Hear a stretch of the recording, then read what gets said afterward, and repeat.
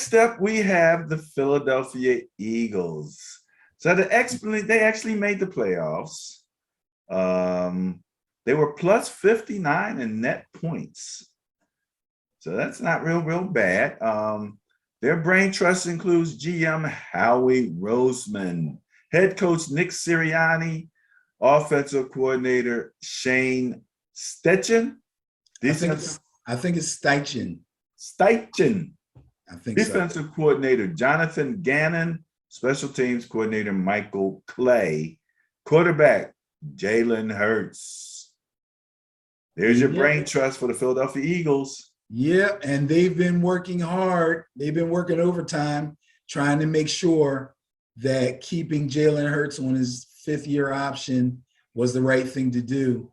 I'm pretty sure they did do that.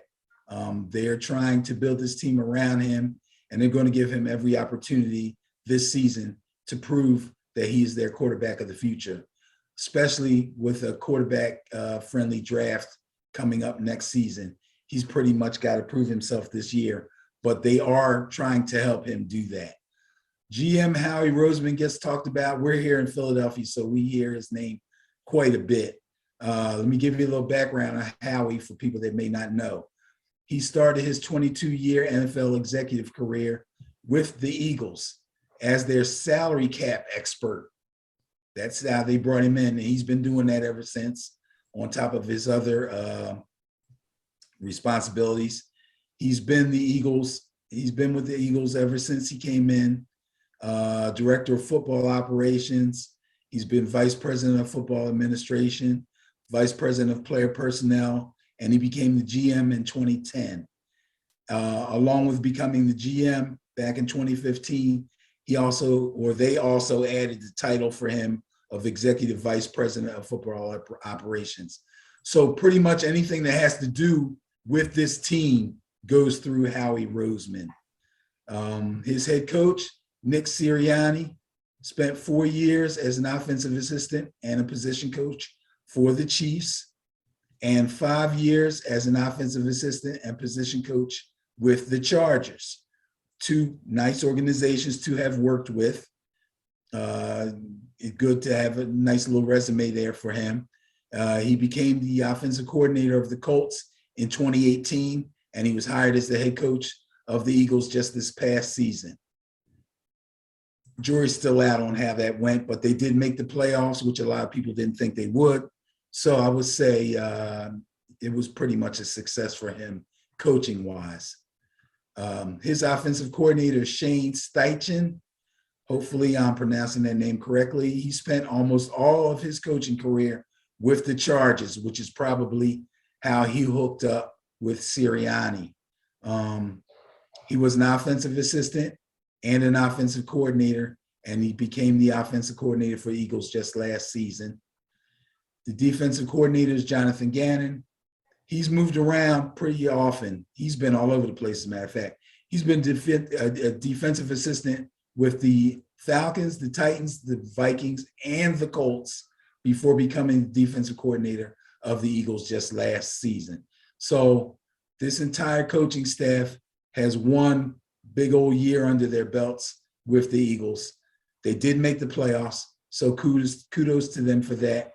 But now it's the second year. We have to see how they gel and keep this thing going.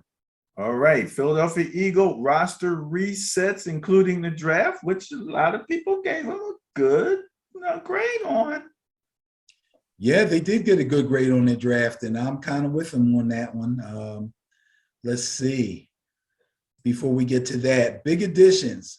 Hassan Reddick, a guy, I think he's a Jersey guy originally. He played at Temple, outside linebacker, was with the Cardinals for a little while. They got him away from Carolina. That should be a good addition. The Eagles aren't one of those teams that usually pay attention to the linebacker position. I've been watching the Eagles for a long time. So getting Hassan Reddick is kind of big for them.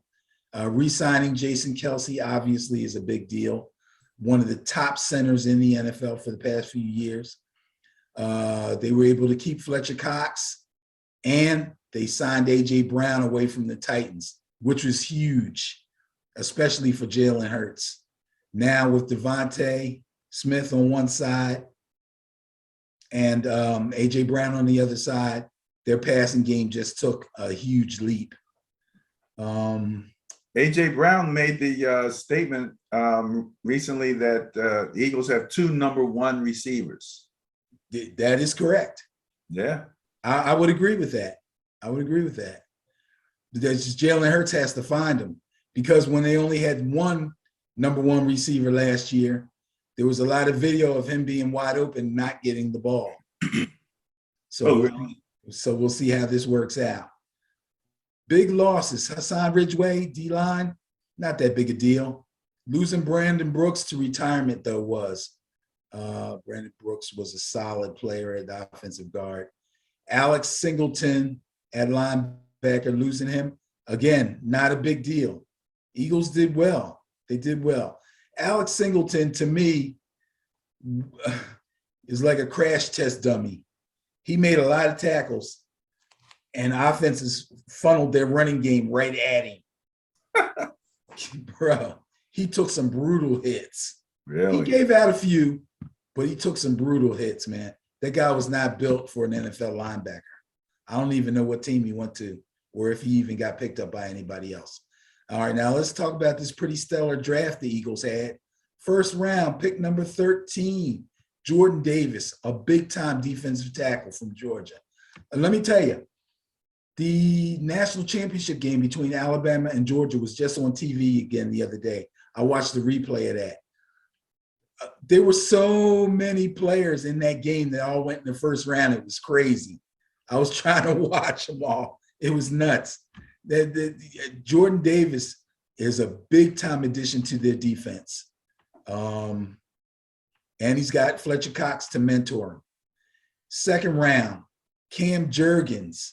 This guy was a surprise pick. He's a center out of Nebraska, but supposedly they brought Jason Kelce in to help them decide who they wanted as his successor. I believe Jason Kelce may only have 1 or 2 years left in him. So he helped handpick his successor as center, and that's this guy, Cam Jurgens. In the third round, and this guy, how we let somebody else make a decision? Yes. The decision-making process? Yes. Holy mackerel. Yes, how he actually listened to a player. Oh, I mean, what better player to listen to, though? Yeah. You know what I mean? This guy's tops at his position. He's got a Super Bowl ring. He's a veteran. You know, why not? But here's the crazy one. This guy dropped to the third round when he really shouldn't have. Nakobe Dean, again, a linebacker, a position that the Eagles usually ignore. They got Nakobe Dean, and he's out of Georgia. He's their first big-time pick at linebacker in a long, long time. So I'm looking forward to watching Nakobe Dean. So the young man who was being interviewed on the NFL channel, might have been Sports Center, who said something to the effect, Howie, for the love of God, we need linebackers. Yes. Howie finally listened.